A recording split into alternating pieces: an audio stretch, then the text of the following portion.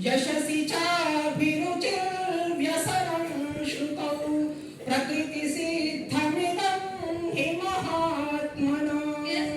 न्यायालये आर्यप्रतिनिधि सभायै अभियोगार्थं स्वधनम् उपयुज्य विशेषतया वाक्चातुर्यं प्रस्तूय न्याय सत्य धर्मानुसारं विजयी भवति स्म।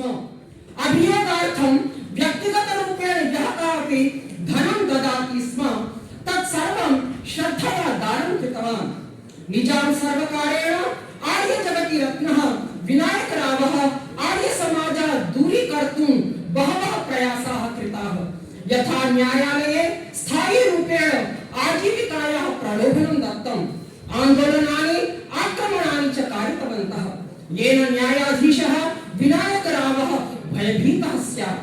निजाम सर्वकारः सदैव अन्वेषयति स्म कदा विनायकराव विद्यालंकार महोदयं कारागारे प्रेषणीयमिति। यदा निर्भीकः लोकरञ्जकः विनायकरावः आर्य सत्याग्रहस्य अष्टम अधिकारी सञ्जातः तदा तं बन्धित्वा कारागारं प्रति नीतवान्। कालानन्तरं 1949 तमे वर्षे आर्य सम्मेलनस्य अधिवेशनम् अभूत्। तस्य अध्यक्षः श्री विनायकरावः महोदयः एव। तस्मिन् समये अपूर्वसोत्साहेन गजराजं प्रति आरुह्य जुलूस पदयात्रा निस्सारितवन्तः। तद्दृष्ट्वा निजाम महोदयः आश्चर्यचकितः अभवत्। तत्काले एव आदेशः दत्तवान्, भविष्ये केनापि सार्वजनिकक्षेत्रेषु यात्रार्थं गजराजस्य उपयोगः न करणीयः इति। 1947 तमे वर्षे मध्ये रजाकारान् अत्याचारम् अधिकम् अभवत्। ये अच्छी बात नहीं है। और निजाम जब राजकारण की बात आई तब निजाम का जो विचार था वो ये था, लोक संख्या के अनुसार राजकारण करना जरूरी हो गया था। तो उन्हें लग रहा था कि ये जो हिंदू लोग जो है 10% थे, दलित लोग 5% थे, हिंदू लोग 85% थे सॉरी, और मुसलमान लोग 10% थे, दलित लोग 5% थे।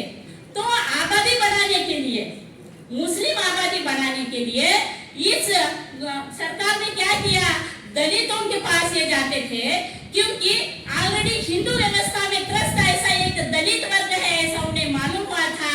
इसलिए इन दलितों के ऊपर ये जो हिंदू व्यवस्था अन्याय अत्याचार करती है तो ये सहज रूप से अपने जाति में आ सकती है करके इन्होंने तबलीग नाम की एक संस्था का संगठन किया और उसके माध्यम से दलितों को मुस्लिम बनाने के लिए प्रेरित करते थे।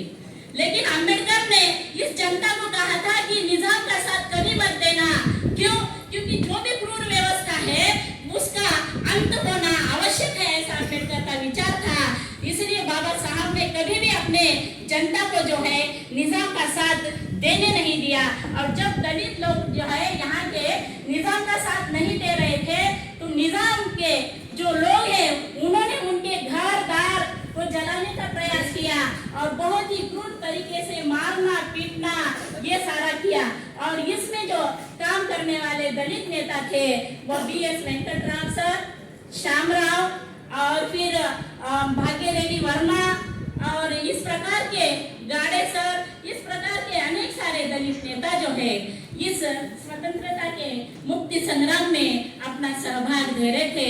तो ये जो स्वतंत्रता की लड़ाई है सभी लोगों ने लड़ी है। लेकिन मैं इस व्यवस्था से एक प्रश्न पूछना चाहती हूँ कि आखिर कब तक हम लोगों को जो है इस प्रकार का अन्याय अत्याचार सहना होगा।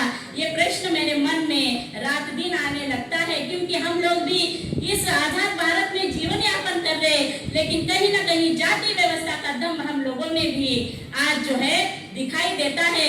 तो आप लोग जो है बुद्धिमान लोग हैं, तो जब तक आप लोगों के मानसिकता में परिवर्तन नहीं आएगा